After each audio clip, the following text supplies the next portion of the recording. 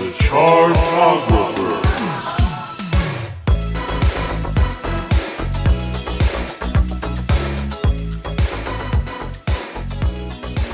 Hello,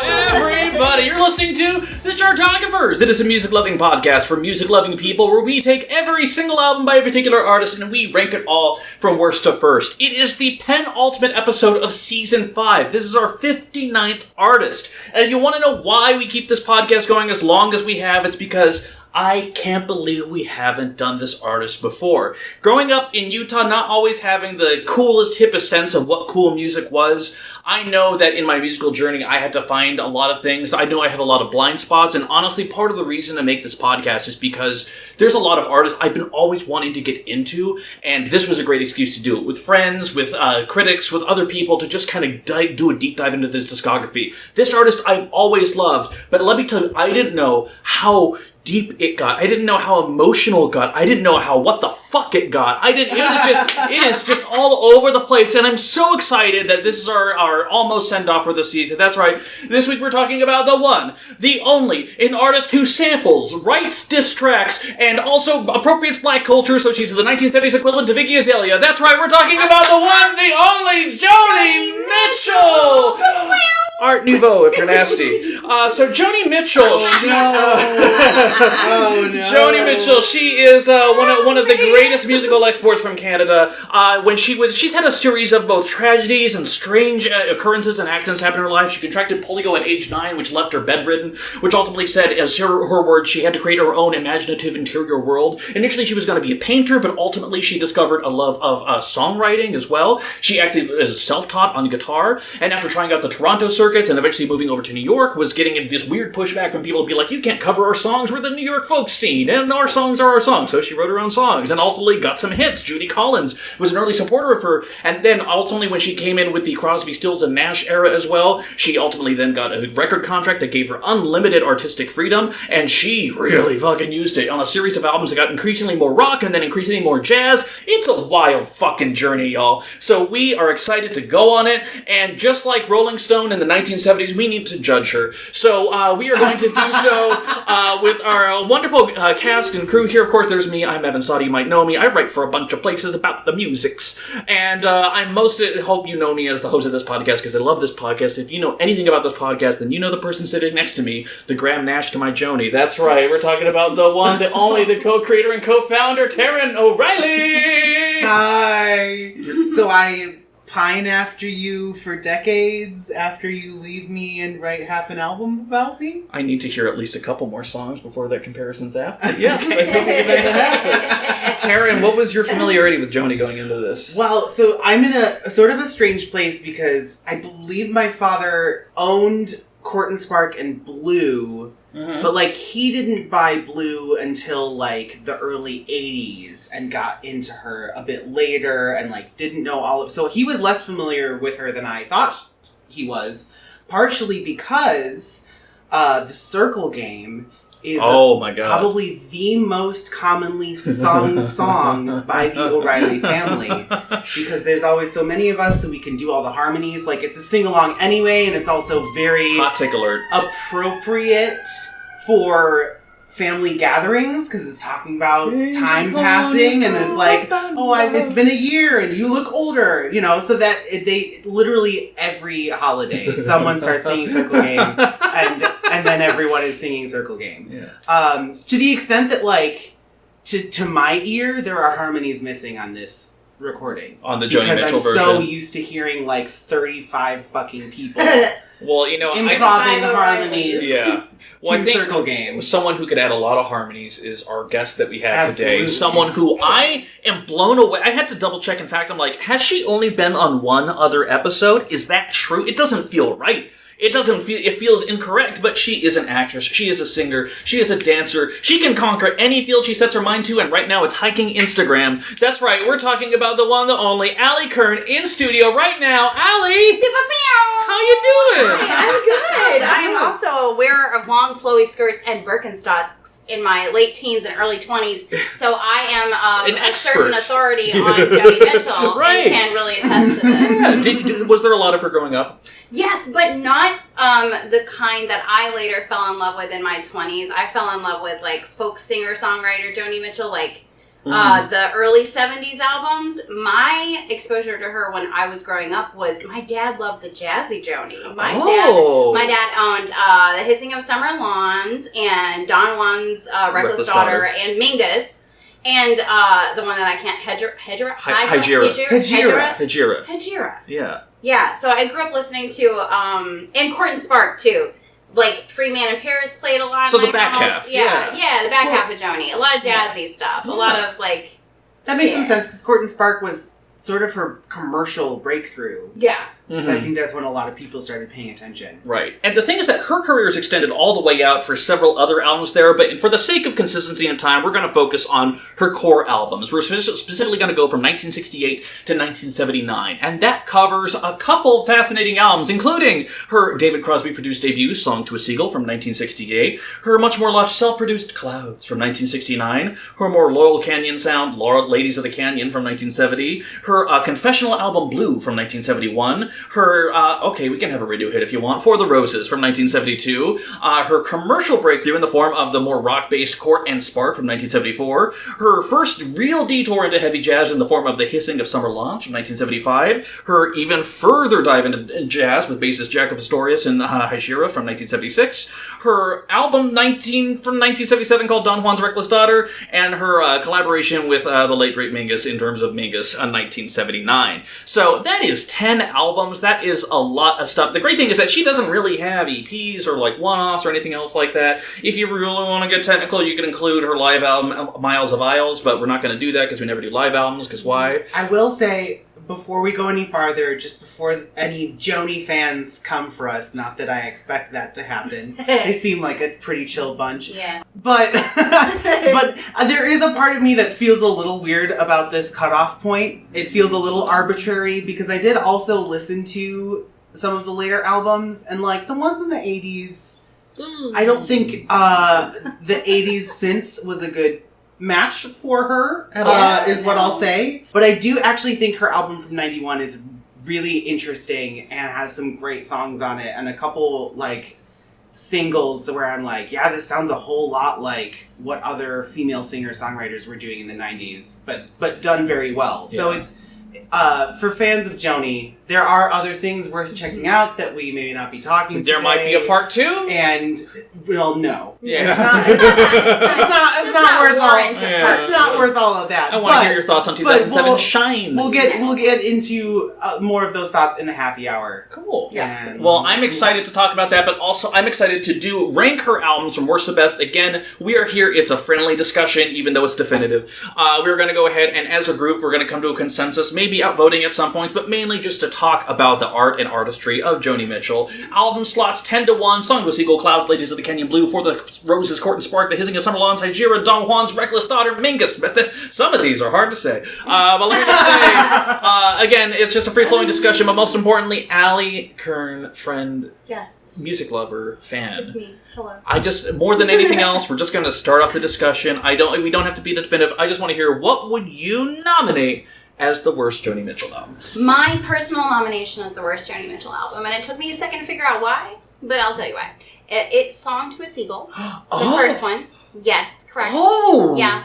Walk us through I don't love the way that her voice sounds on this album in general. I don't think that it has the clarity that it can have, and that she is so beloved for. And I found out why. Yes. It's tell the story. When David Crosby produced this album, it was, the late 60s, and people were doing experimental shit, and he was like, Joni, man, I want you to sing into the studio's grand piano. Just sing right into the strings, Joni, and we're going to put extra mics up, and you're going to sing straight into that's my David Crosby. I thought he was in the room. Just to clarify for guests, this is not a beamed-in broadcast. He's not here. He's not here. Yeah, but anyway, he made her sing into a grand piano with a whole bunch of mics set up. To try and get the reverberance of the sound, which I get as an idea. Right. In person, that would probably sound really cool. Yes. But the problem is that through a microphone, it just creates white noise. Yes. And So, it makes her sound flat. because they had to basically cut the entire high end Right. out of the recording Right. to get rid of all of the reverberating piano strings. Yeah. And it's kind of weird, too, because, I've been listening to a lot of this straight through this week, but near the end of our research week, I just had it on shuffle, and going from, like, a For the Roses track to this, even that short span of time, like, going from one to the other, the sheer levels of her voice have changed. Yes. And a lot of it, there's also a lot of her smoking as well, even though she claims that has nothing to do with her voice changing and any raggedy over Listen, I time. smoked for like 2 decades, and I sing, and I can tell you unequivocally that not smoking, my voice sounds much better than it did when I was smoking. Right. And But also, I mean, there are definitely other things that can cause degradation of the voice. Fair. So if she's not blaming it on that, it's very possible that because very commonly the answer is just vocal technique. Right. You're doing it in a way that is slowly and not shredding having your David vocal Crosby cords. record you in Well, like 7 different right. mics into a grand piano. So let me just toss one thing back at you then. Give it to me. Does the effect of losing that high end and having your voice sound flat, does it detract from the songwriting, performances, anything else at all? I don't know if the two are related for me, but I don't love the songs on Song to a Seagull because they don't feel lived in. They feel like somebody was like, hey, Joni, will you write a song about XYZ? And she wrote a song about that for them. If that makes sense. Her other later albums, to me, feel more lived in. It feels more as if she's writing from a place of experience. And I feel like in this album, not all of it is like that. Right. I feel like a lot of... Oh, go ahead. Oh, sorry. I was just going to say, she's also only 23 Right. during it's Song a to life Seagull. experience So thing. literally, Yeah. she has lived in her body longer later in the career. And that definitely...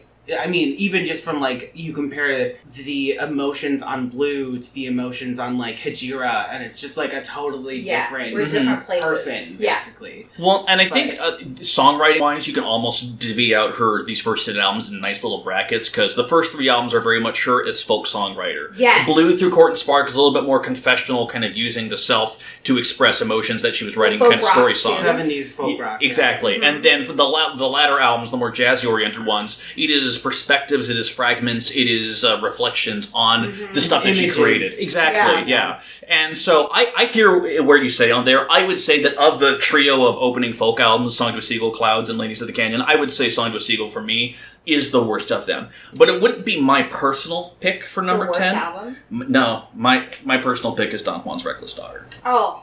Like, talk about reckless. Reckless indeed. What? 16 minutes for Paprika?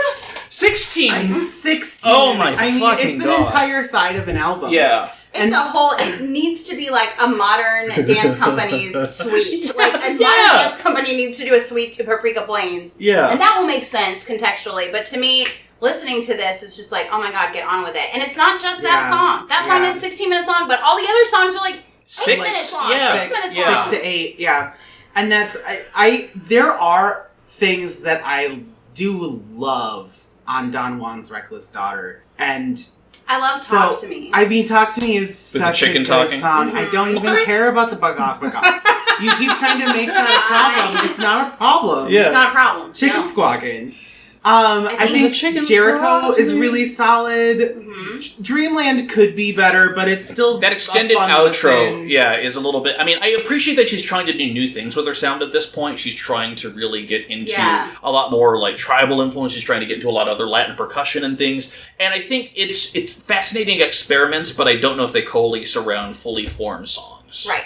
You know? Yes. There are a few that are very good, very fully developed, but the rest of them feel like experiments where she was like, this is cool, let's leave it. Right. I feel like I feel like Well- Hajira is indulgent in a way that isn't overt, and I feel like Don Juan's Reckless Daughter is literally no one telling her no. Right. And that's indicated with the album art and all of that too, which we can save for later Yes. if we want to. I think let's focus on the song. I agree. We'll Yeah, let's talk about the that Don in Juan's Happy Reckless Hour. Daughter album cover. We will talk about in Happy please Hour. Google it. Put a button in that.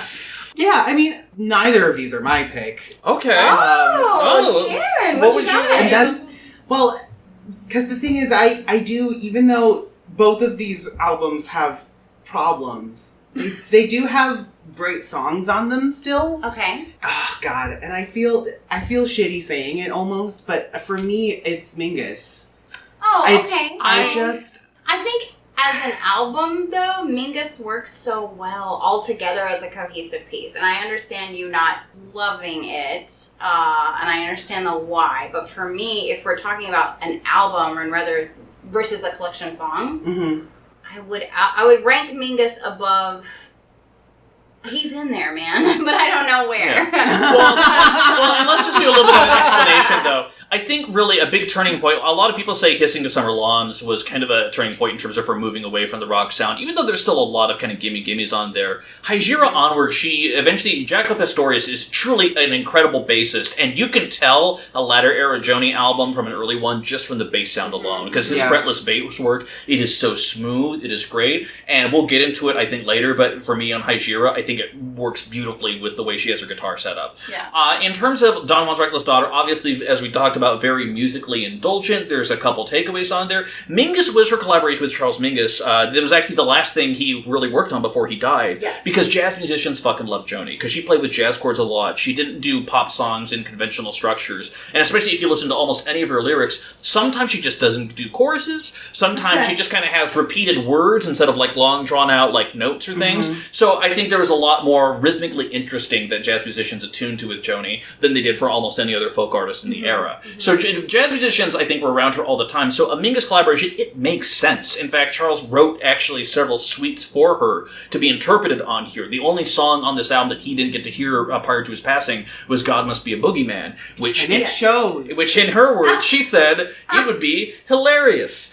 He would think it was hilarious. He would think it was hilarious. That is what she said. But it's one of those things where when you take out the 5, quote-unquote, wrapped, the 5 little sketch of life recordings that are interspersed between it, we have 6 songs There's only left. 6 songs on this album. Okay, all right. And to me, that doesn't feel like a fully thought out album. It feels like 6 musical ideas padded with raps. I understand, but also, I was going to say Lauryn Hill did this, but she had full like those were not their own independent tracks. Yeah. And that was much later than Joni. Yeah, so, I don't want to completely say, I will say that between us talking about Song with Siegel, Don Juan's, and Mingus, that's my lower 3, I will say, personally. But, the thing is that, like, I'm surprised that you find cohesion in Mingus. I just want you to talk about, do you just feel like it holds together more than Don Juan? I feel like it tells a story, and I feel like Don Juan goes off on its own little, like, worlds. Pleasure cruises. Even though it opens with an overture. Yes, and I feel like Mingus actually, like, tells a story and has, like,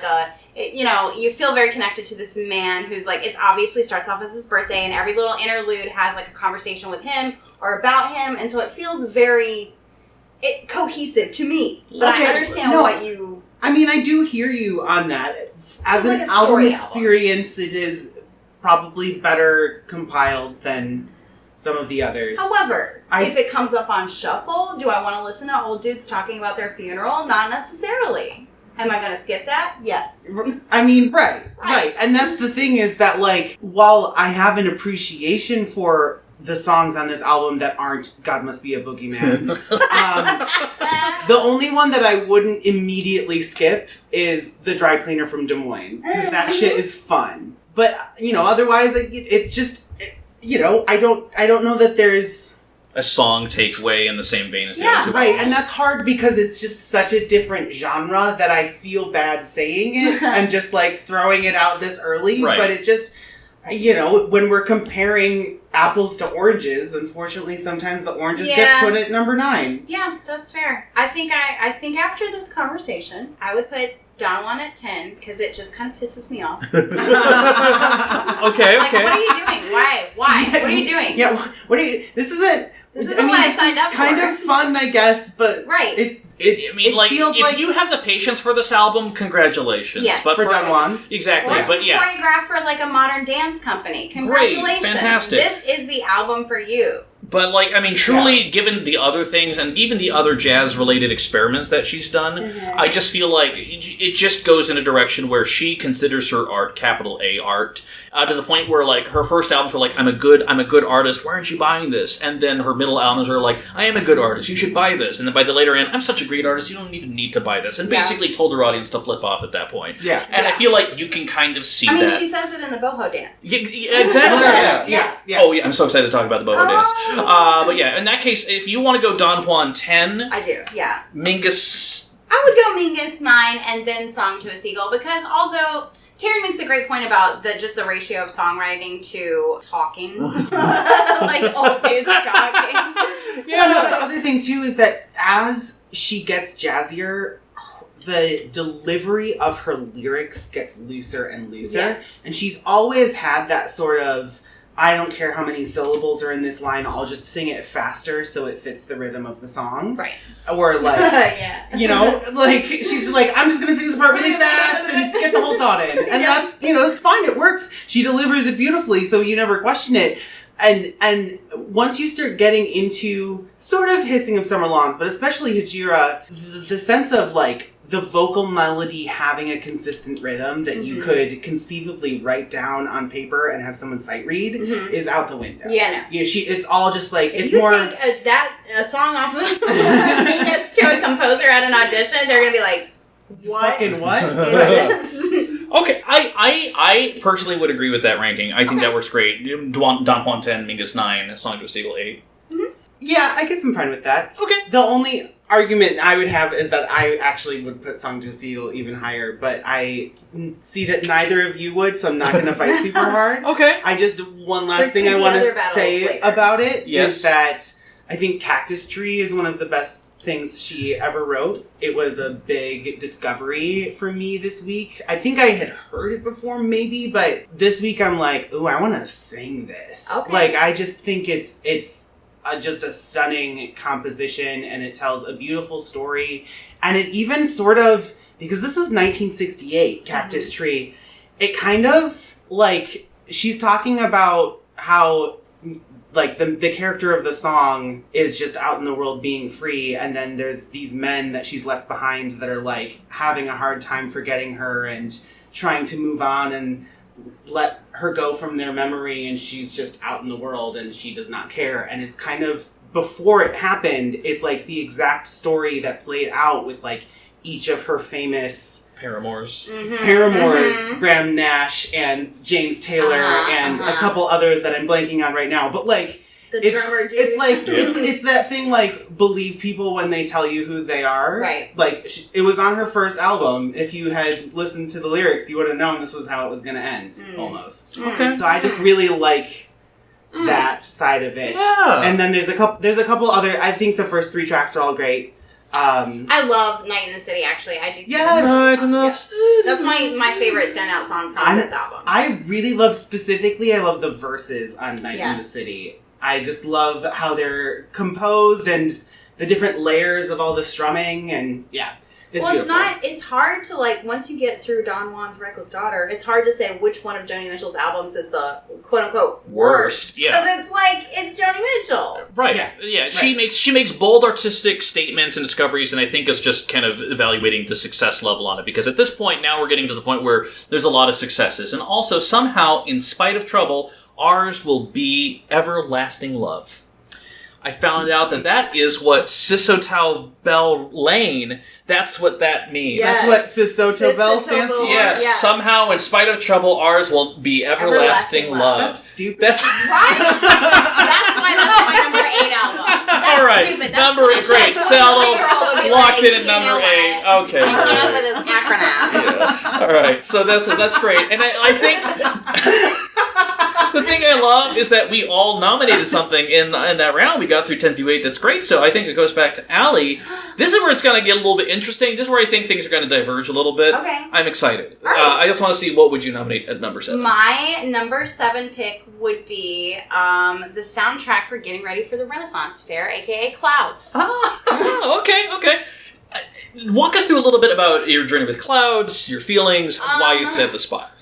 There are a lot of really standout songs in Clouds, but when you look at, like, when I'm comparing it to some of the stuff that's about to come up, I can't rank it higher than a lot of the other shit. I like Clouds, but as like a whole, as an album, the sound, she's still in folkland, you know what I mean? Yeah, she's this is very much in the she's right even there. pared down. It's more like acoustic guitar and voice. Yes. But her voice comes through so much like straight up, bigger and clearer. Fiddle and the Drum sounds like it needs to be sung like in like a tavern in Lord of the Rings, like in Helm's Deep. I mean, like, that's like a Ken Burns documentary. It was her spin on like a traditional, on like a Civil War marching song. Yes. Or even like it's like a Civil War marching song, but she's twisted it into a protest song. It's a Vietnam protest song, but this is also where she starts reclaiming some of the songs that she's already written. Yes, because she records a lot of her songs after the fact, after they become hits. So Both Sides Now and Chelsea Morning, although they appear here, they were both already hits for Judy Collins by this point, too. And both of them are so great when she does them. Both Sides Now, though, at the end of this album, I feel like it's like that meme of the lady who's like, does something, and she doesn't sound, and then Both Sides Now comes on, she's like, hey, yeah, okay, Both Sides Now. It's so different than from the rest of the album, I feel. To be like stuck there on the end, it almost feels like, yay, I played the show, and now listen to what else I've been working on. Like, here's the encore, here's what's coming up. That's kind of what it feels like. Interesting. I think that this album, is very interesting. There's a lot of very romantic songs in here. This is, I think, largely based around her attraction to Leonard Cohen at the time, who apparently she met through a Judy Collins songwriting workshop. How about that? But, I mean, I think it's interesting because there's a lot of, like, very good songs on here. There's also some bizarre songs on here because Songs to Aging Children Come is an interesting little folk thing. But let me tell you, Roses Blue, that motherfucker, that's not like, okay, guess what? I have a friend and she's really into tarot cards and putting her religion on it. She's into dark, weird shit. That's what you need to know. Yeah. I've seen a lot of reviews call it, and she's wrote songs about misuse of the occult. And I'm like, what the fuck is that? What are you talking about? Like, it's such a weird little outlier of a song that's more of a character piece, and like, I guess it's like almost a commentary on this is the dark path this, hippie love generation could go down, but it just feels oddly, it sounds beautiful, and that's the thing. It's interesting that it comes right after the song about the midway. Yes, exactly. It's interesting that it's almost like a parable of like, don't go down. By the way, so there's a little bit of mysticism to it, and the thing is, as you learn, and we'll get into this in a couple other albums too, but man, sometimes Jodi's beautiful voice can cover up some weird ass fucking lyrics. Weird ass shit. So I see, I'm not sure, as I'm looking at everything right now, I could see Clouds being here, but also I want to hear what Taran has to say. I mean, I also love I Don't Know Where I Stand. I think yes. on that are just absolutely stunning. Okay, fair enough. Yeah. But then on the flip side, there's like songs on here, like I think I understand, which I do get confused. I got it confused. Yes, I'm sorry. I did like the I Don't Know Where I Stand. I think I understand. Yeah. I'm like, do you? Do you? I'm not sure.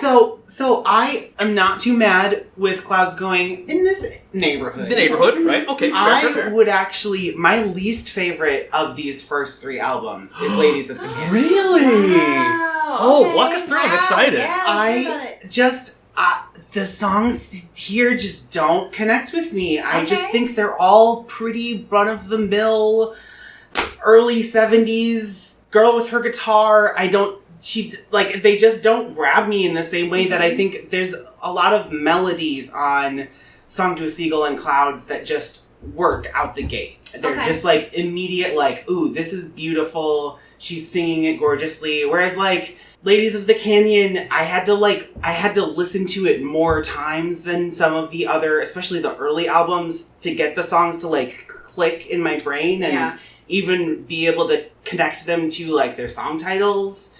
And I also don't know, there's no like great lines that stick out to me. Obviously this has the two huge iconic songs. The last three songs on this album I think are all iconic. Well, yeah, I mean Woodstock, especially because of the Crosby, Stills, Nash Dude, I version. thought it was a Crosby, Stills, and Nash song, and then I was re-listening and was like, wait, did she cover this? I'm fairly certain they were released like in the same year. Yeah. Like Crosby, Stills, and Nash put theirs out first, and then like less than 6 months later, she put out her version. And which I also read today that the first time that Crosby, Stills, and Nash played together was at Joni Mitchell's house. Yes. That's crazy. Yes. But also, it's weird because when I first heard it, I'm like, this is a weird version of it. But then, like, as time went on, as Listening Week went on, I really dug I this almost Woodstock. prefer this version. Exactly. Yes. It's like, it's just scary. great. When she goes back to and we need to go back to the garden and just hits those notes and it just sustains and there's this moody keyboard underneath, it's like, okay, like, I'm down.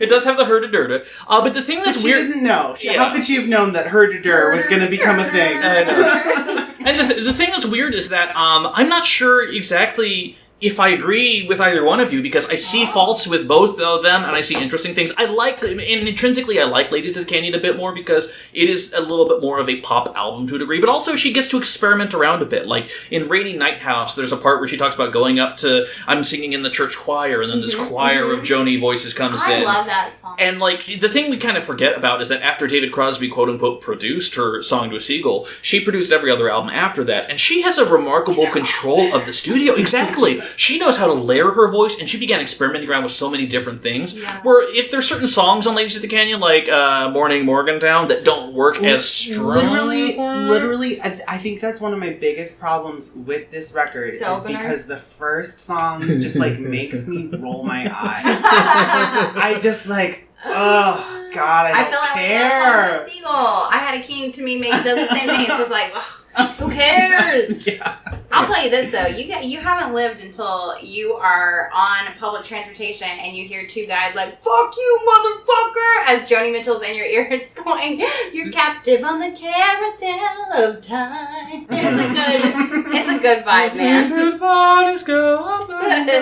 So I would say that I think maybe on a song for song basis, maybe Ladies of the Canyon isn't as well composed as Clouds, but I would say I kind of still enjoy it more because even when she gets into weird shit like The Priest, it's like she's really discovering her sense of drama and character creation in writing these songs. And too. Willie is the same way. I like Willie. Yeah. I also like Willie reminds me Conversation. of there's another one that happens later that's on a different album, but just anytime Joni slips into a character voice, I enjoy it. I'm here for it. Yeah.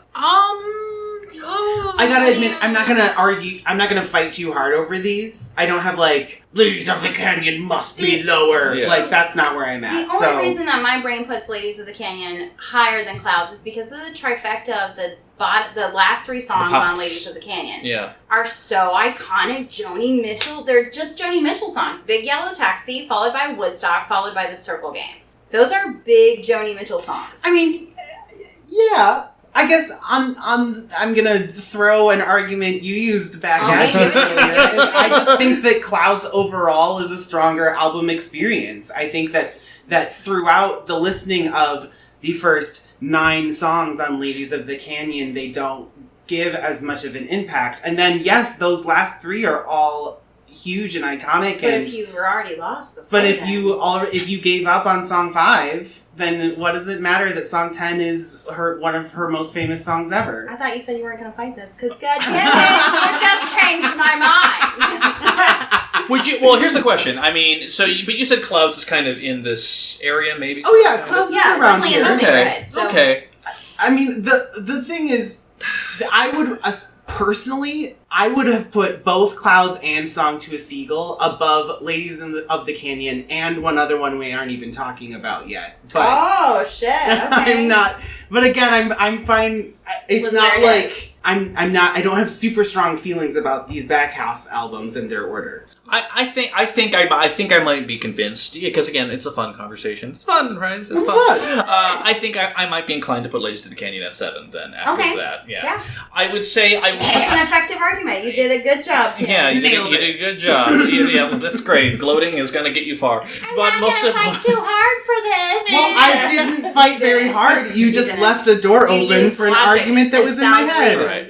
Well, in that case, Taran, do we want to talk about Clouds being at number 6, or is there another album that you wanted to discuss? Rather than Clouds? Okay.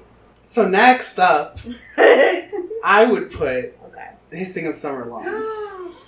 Oh, yeah, you're going to be fought on that. Okay. Fought on that. Cool. We can bury Clouds then. Okay. Yeah. I want to talk about Hissing of Summer Lawns quite a bit, though, because of these albums that we have left. And for the record, that's number 10, Don Juan's Reckless Daughter. Number 9, Minga's. Number 8, Song to a Seagull. Number 7, Ladies of the Canyon. Number 6, Clouds.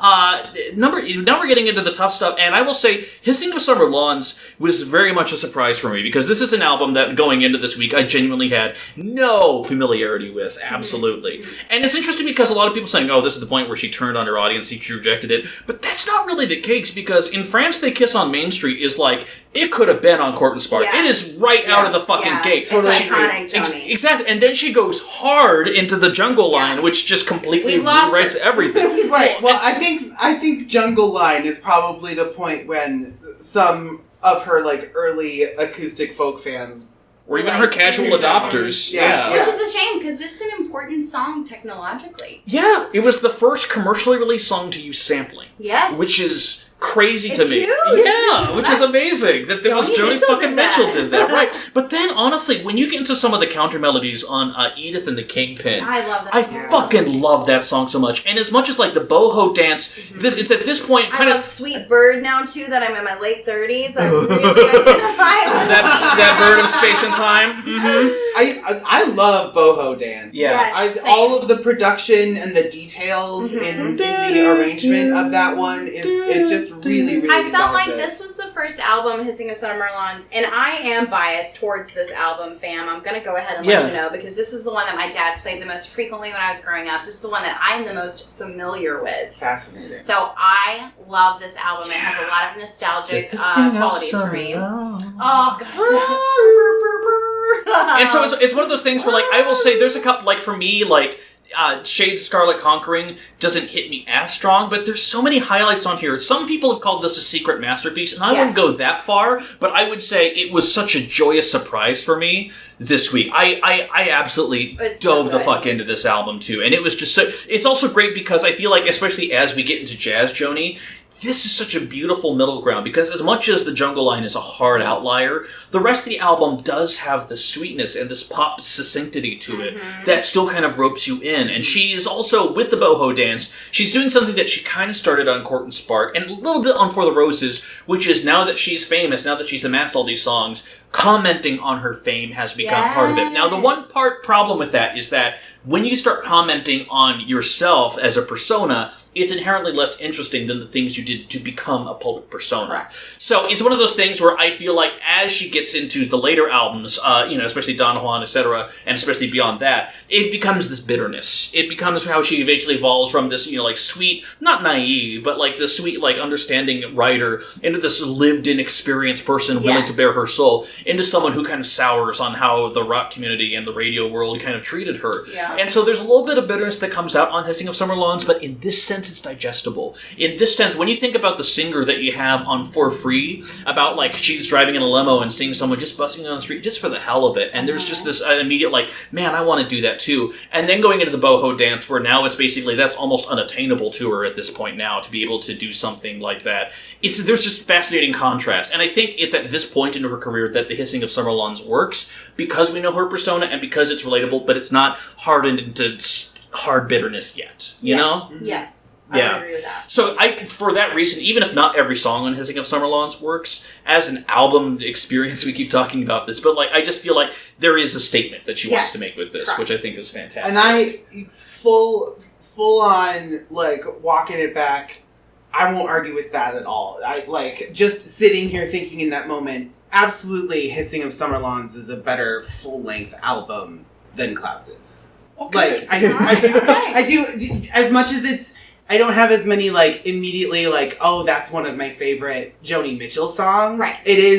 is a very coherent piece of work. Yes, and it is a nice listen start to finish. It is lush. It is a lush listen start to finish. You feel like you're hot because you're surrounded by, like, palm fronds or something. Yeah. And it has rained recently, and it's wonderful. Yeah. What's your favorite song off of this? Oh, God. Probably In France They Kiss on Main Street, or The Hissing of Summer Lawns, because I remember listening to that on repeat when I was a kid, because I got fascinated with the cover and all of them carrying that giant snake on the cover. Mm-hmm. If you've never seen the cover of this album, it's just it's like a string of women who are carrying this giant python in, like, the backyard of, like, a cityscape of Los Angeles.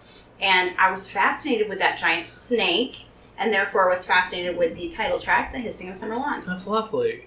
Well, I think that's great. I would say that Hissing of Summer Lawns is coming up for me. But for me, I might surprise some people with this next nomination here. I really think I might. And I'm okay with it. I'm willing to take the flack and the thorns and the whatnot. But my next pick is honestly for number 5, genuinely, in terms of pure enjoyment, it's gonna be For the Roses.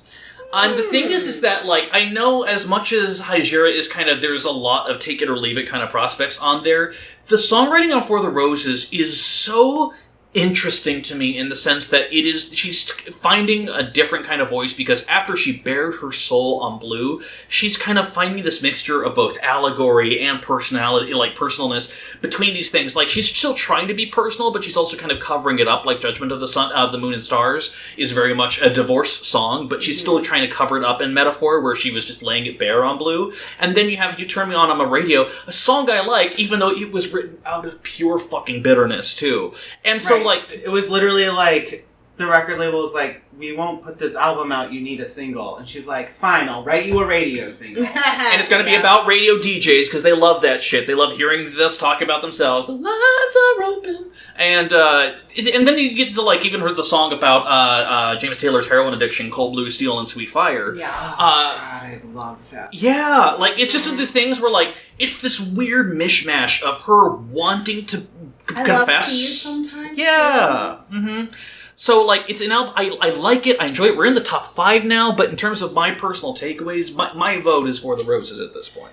Yeah, I mean, it is between these two for me. What two?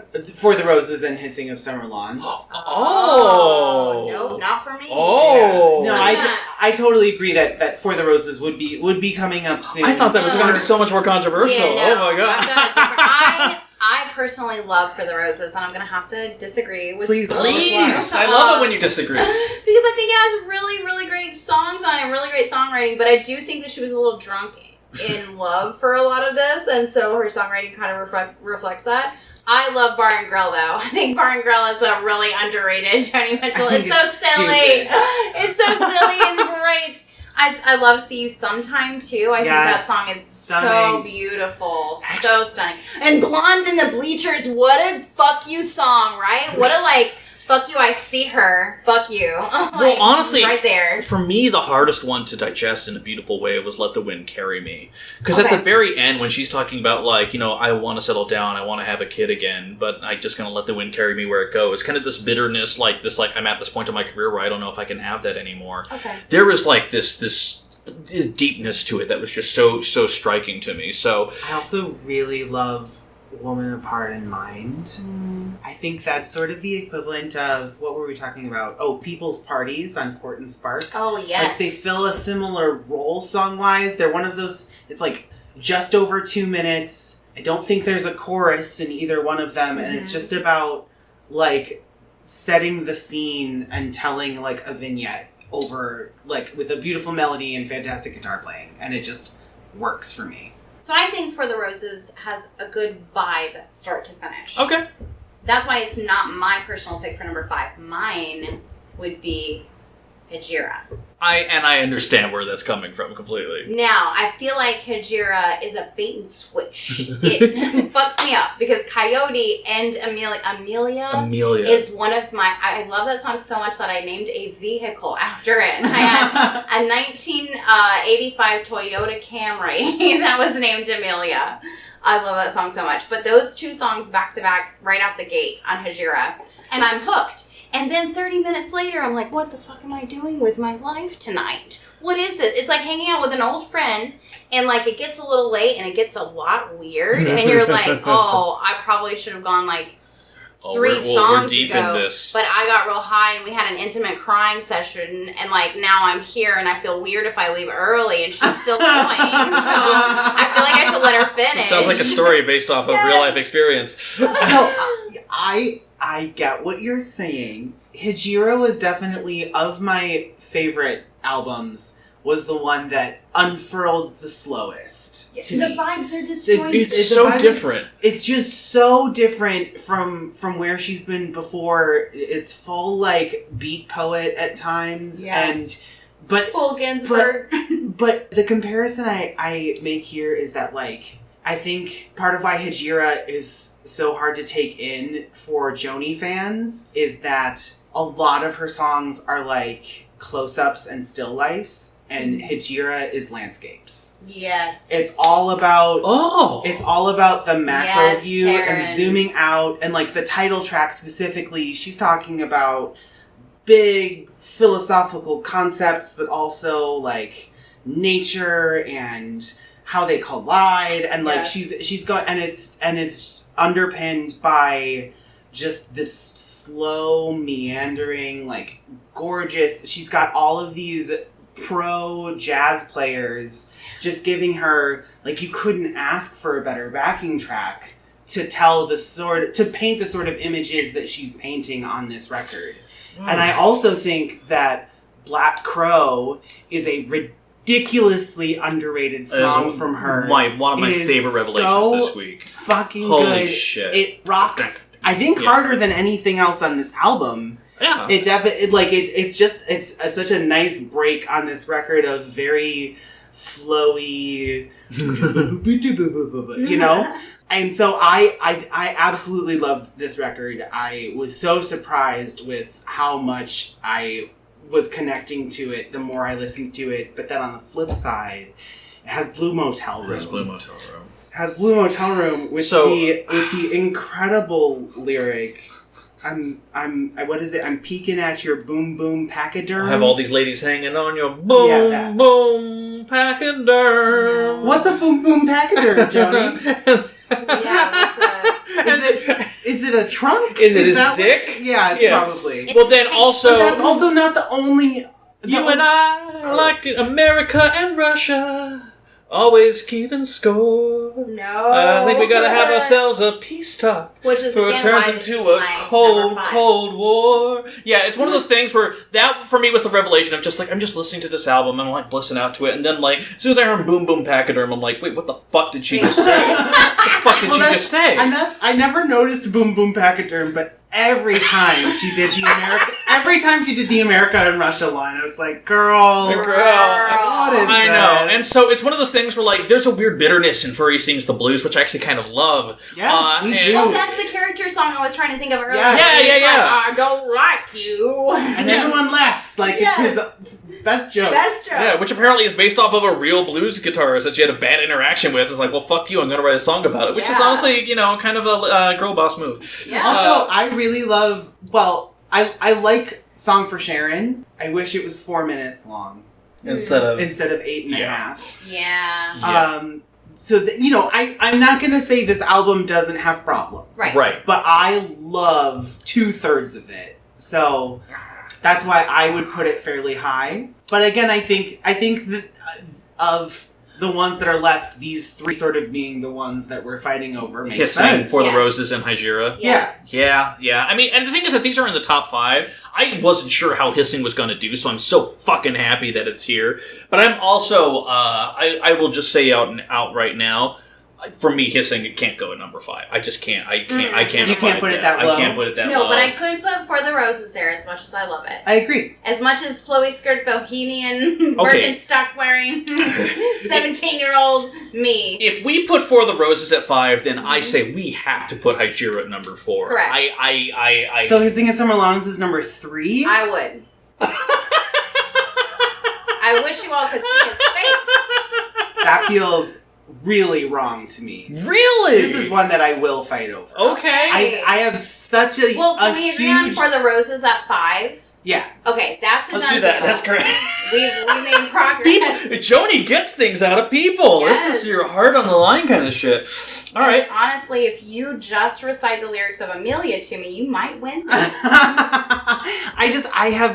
I have such a strong affinity for the songs on Hajira that I didn't get from many of the other songs I discovered. But again, we're ranking albums, not songs. So when you're looking at the album as a whole, which one makes a better album? And for me, Coyote and Amelia are two, it's a bait and switch. I'm like, this is amazing, I can't wait. And then Furry comes and I'm like, Alright, that was weird. And then Strange Boy. Strange Boy is strange. Strange Boy is strange. Strange and Boy then is by the time strange. that we get to like Song for Sharon, I'm like, what are you doing? Okay. I'm Fine. what?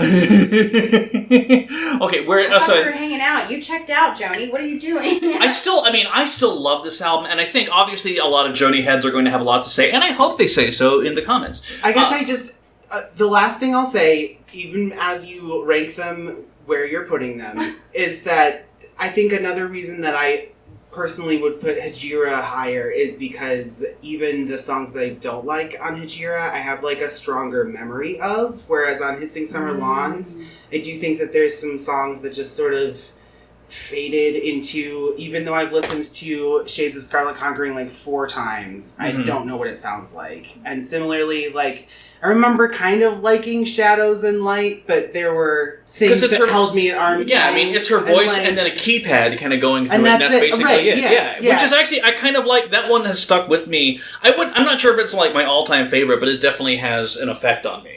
More so than like A Strange Boy, which is genuinely, it's a story song that it took me a couple times to kind of like get into, of like, so this boy's skateboarding and you're saying, grow up, and he says, why, man? And it's just like, oh, okay. It's kind of like this, Why is this a story, weird Joni? hippie, it's this weird hippie discourse of this flight attendant she slept with. Like, it was just kind of, it just kind of felt incongruous slightly. Just to piggyback off of what Taran said about not knowing what Shades of Scarlet Conquering sounds like, I would argue almost that the reason that you don't know what it sounds like is because it happens contextually within the album so seamlessly. Fine. That it, like, it's just a part of the overall large album. Before we do anything else, that is going to be a ranking of Don Juan's Reckless Daughter at number 10, Mingus at number 9, Song of a Seagull at number 8, Ladies of the Canyon at number 7, Clouds at number 6, For the Roses at number 5, Hejira at number 4, and The Hissing of Summer Lawns at number 3, which this might shock people, but that leaves Blue and Court Spark. Who could have seen that coming? Wow. But before we do anything, I don't even want to fucking talk about ranking. I want to just talk about the albums right now. We're just going to go in chronological order. Let's talk about Blue. Oh my god. I know they're the 2 Joni albums, but jeez. My There's a favorite reason. thing that anybody has ever said about Blue was Chris Christopherson. When it was first released in 1971, he said, Jesus, Joni, save a little bit for yourself. Because it's literally all on the line in Blue, and it grabs you and it hooks you and you're invested right away, and it's so beautiful. Every single song on this album is so profound and so beautiful. There is not one song that I'm like, no, I'm going to skip this one. There's so many sad moments on here. Like, the thing is that Blue is a mood, but it is just heart-wrenching. It is gorgeous. I mean, by the time, we don't need a piece of paper from the city and My Old Man, when she talks about that kind of reckless joy of like, young who love. are you trying to convince, Joni? Yeah. Well, I heard... The first time I really listened to the lyrics of My Old Man this week, I was like, oh my god, it's my Aunt Bridget. Like, literally, moved to LA, lived with her man for decades, never got married, finally had a kid together, a decade ago, and it's just like, oh, this is... maybe this is where she got it from. I don't even know. Or, I don't know if this is like a California attitude or something, but... Yeah, I don't know. That song specifically, and it's also in this perfect, simple soprano range that I could hear half of my aunts singing it perfectly. And that's true of most of this album, even though I don't think I've heard them sing these songs specifically. It just so perfectly encapsulates what 1971 sounds like to me. That it's just, and like you said, there's not a song to skip on here. Mm-mm. There's every single one is, but even the songs that maybe aren't as much my favorites, they have something to discover inside. Yeah. Right. Even This Flight Tonight, I kind of really forgot about kind of this worrying feeling, and then partway through, this kind of she tries to turn on the pop radio to distract herself, and then it has the sound that kind of comes almost right out of Court and Spark later, this kind of a moment, and it's like, oh wow. Literally, that moment to me, I was like, that sounds like something they would have done in the late 90s. Yeah. It sounded so almost anachronistic to hear on an album from 71. Yeah. And that was truly, as much as like, I'm probably most familiar with this album just because, I don't know, I feel like it's gotten the most attention in the most recent decades. And rightly so. And when we record this in 2021, it turned 50 this year. Right, it Yes, turned it did. 50 like a couple weeks ago. Yeah. But I mean, it just doesn't let up. All I want Yeah. is... Oh, God. Ding, I want to ding, talk ding. to you. I want to shampoo Ding, ding, ding, you. ding. Yeah. I want to I mean- renew you again and again. What's more fucking romantic than someone washing your hair and just wanting to renew you? Right. I ask you. I can't think of a single goddamn thing. None. Right, and it's just, and then honestly, I have heard Little Green so long, I didn't fully realize the context of it until I was fully reading up on it this week. I didn't know the story of when she was so poor and had a child and had to give it away, and then didn't meet this woman for years until like 1997. Wow. You know, I didn't know about the meeting. and then they had an estranged relationship too after they were trying to form a connection, and then during one shouting match, Joni slapped her. So, and they've made up since then, but it's been a very kind of contentious thing too, because that event informed so much of her songwriting over the years, and she had hinted at it before, but it was so explicit here.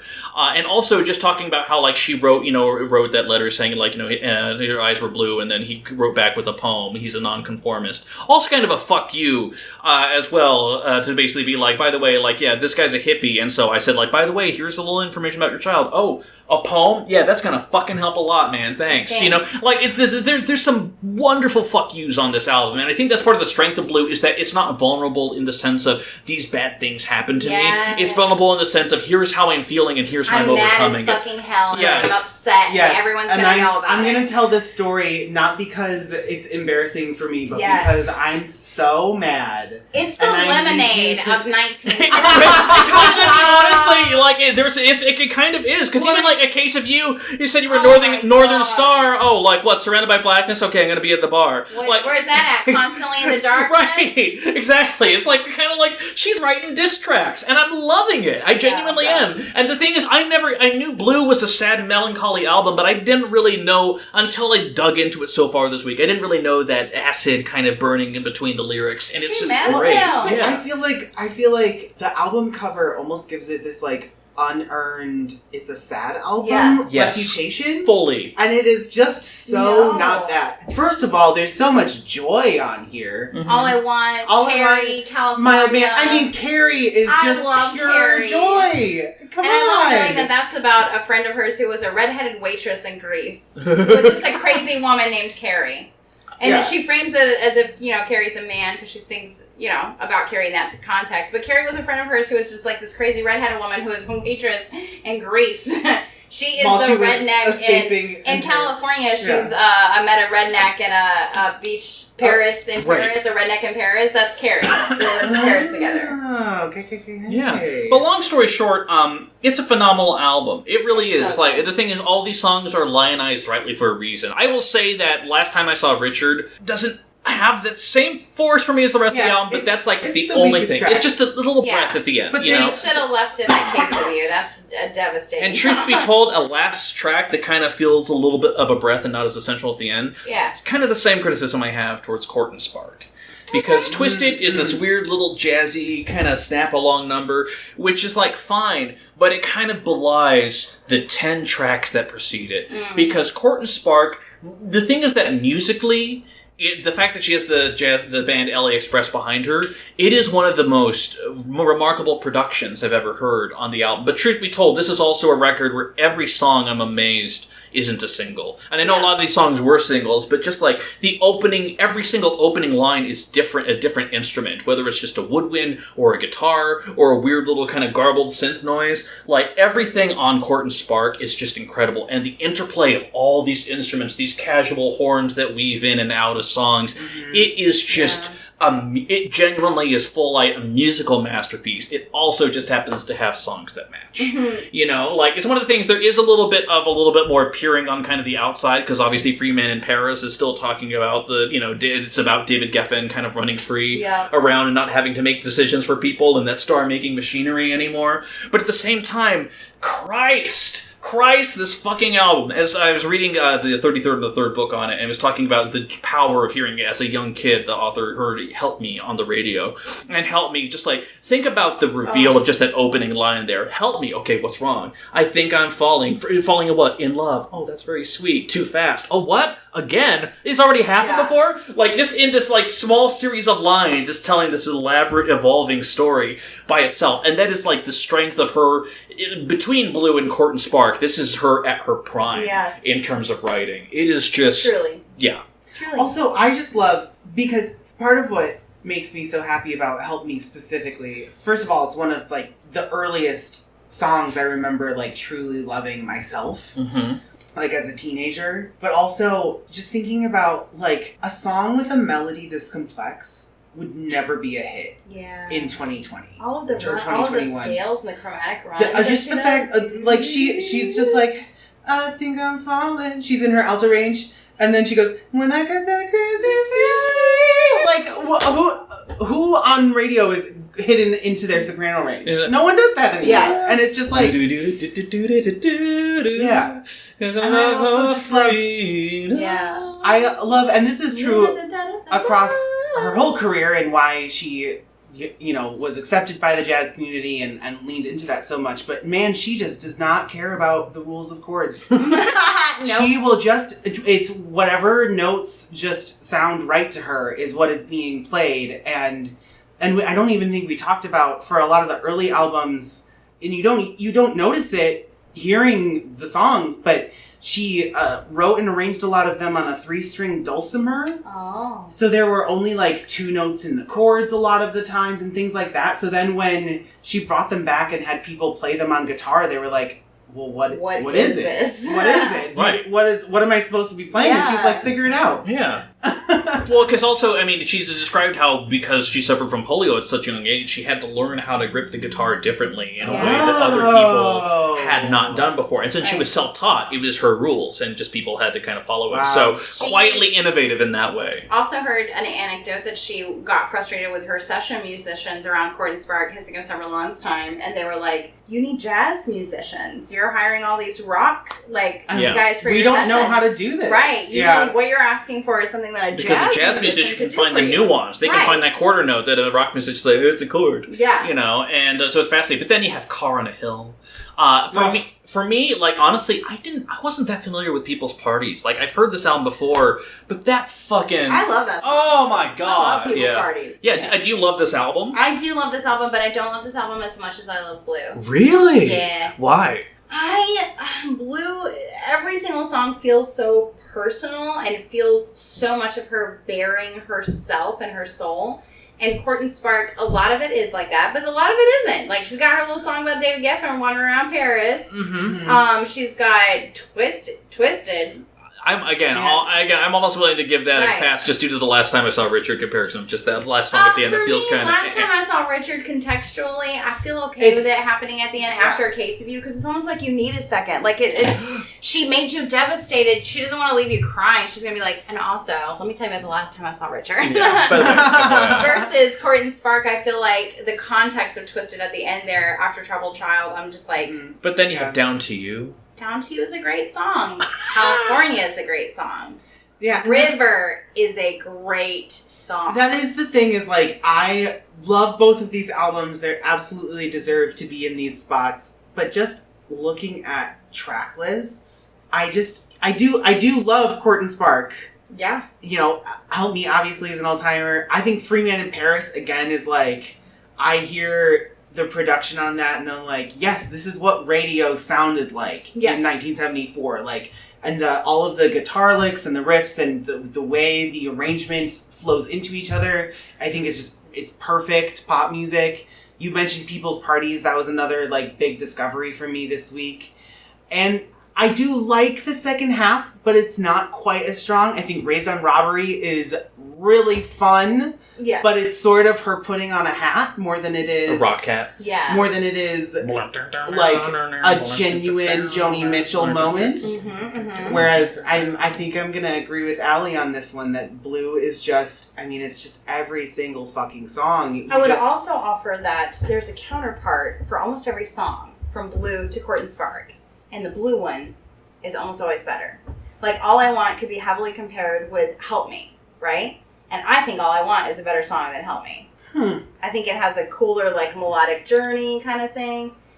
Same thing with Free Man in Paris. You could compare that to California, and I think California is a better song. Like, they sound texturally very similar.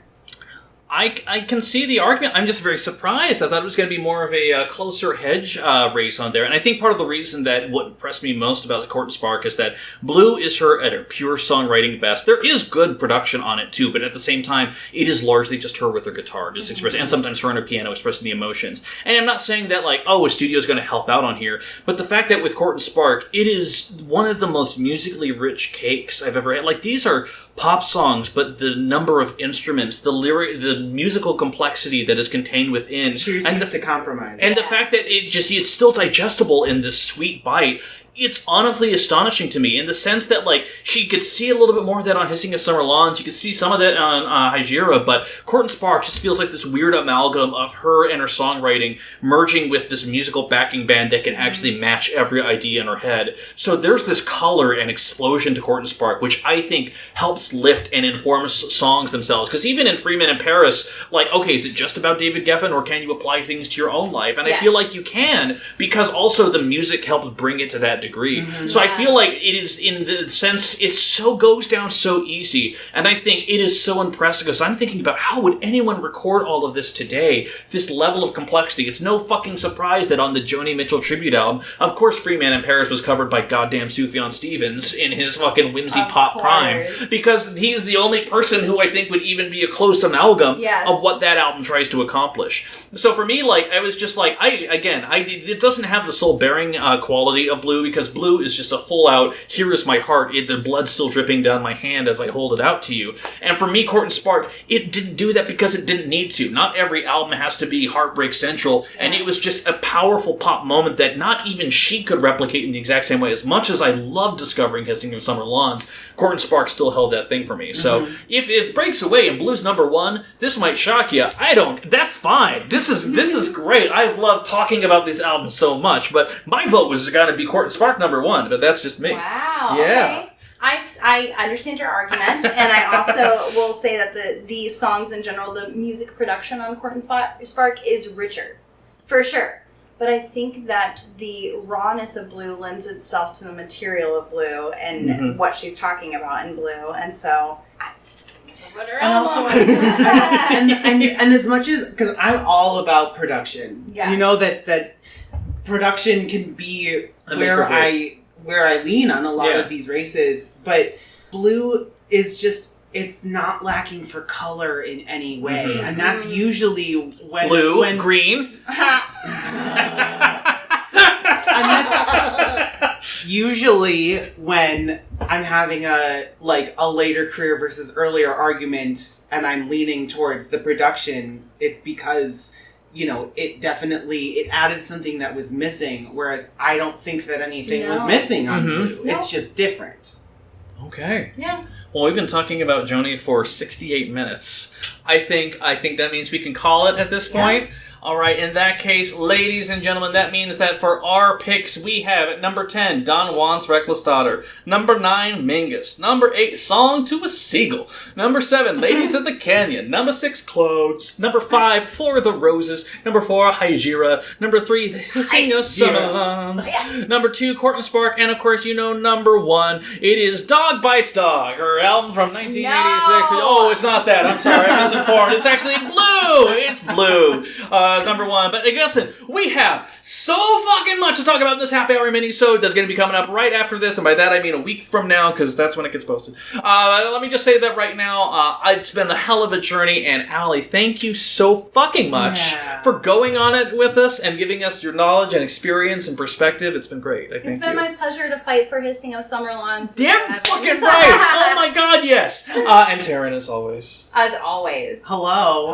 I'm here. But the thing is, the only other voice that's more important than the people in this room is your voice, the listener. And that's why we need you to donate $3. I'm kidding, we don't have a donation thing. But if you could leave a review, that would be great. Think of dollars as, stars on a review site. And if you leave us $5, that's great. And if not, I don't care. That's free money. That's like Bitcoin. That's so much money. It's Bitcoin, except in review form. But also, feel free to sound off. Find us on the Twitters. Find us on the Facebooks. Find us. I think those are the only things we have. But find us on those places and let us know what you think. And in the meantime, keep on listening because you know that we'll be. Have a good one, everybody. Goodbye.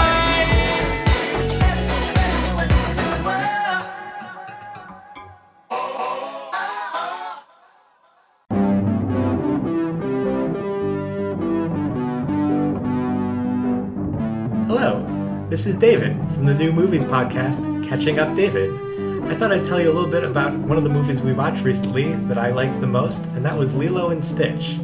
I especially liked the aliens in Lilo and Stitch, which I didn't realize was a thing. He didn't realize that was a thing because David doesn't know anything about modern pop culture. He somehow missed all of the 2000s. So Kristen and I, we made a list of the pop culture canon, movies that we feel were influential, and have really solidified their place in today's pop culture. and we make David watch them. So if you want to experience someone experiencing pop culture for the first time, having lived in a bubble, we can be found at Catching Up David on Twitter. Or you can find us any place you listen to podcasts. Or at catchingupdavid.podbean.com.